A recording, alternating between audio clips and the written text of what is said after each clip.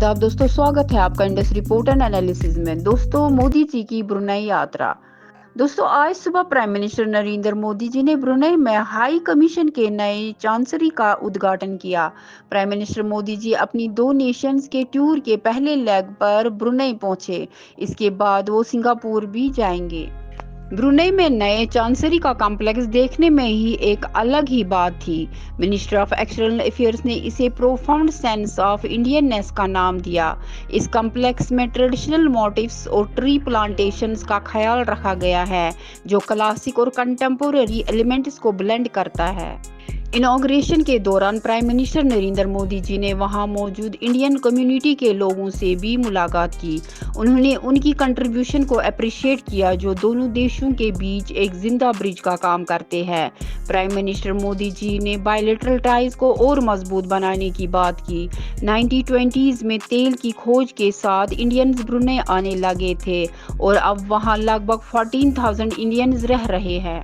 Prime minister Modi ji ने बंदर सिरी बेगवान में सुल्तान हाजी हसन अल बोलखाई के इनविटेशन पर ऑफिशियल विजिट किया।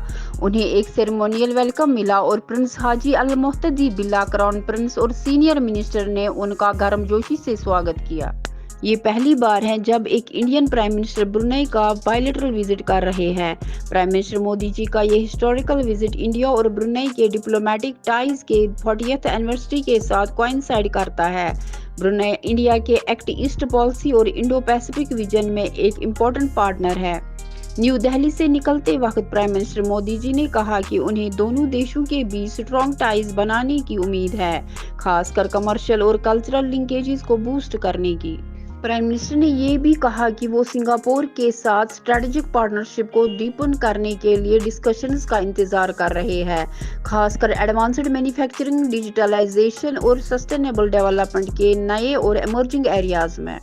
External affairs minister S Jaishankar ने द स्ट्रेट्स टाइम्स के इंटरव्यू में कहा, हमारी partnership high degree of trust और अंडरस्टैंडिंग पर आधारित है।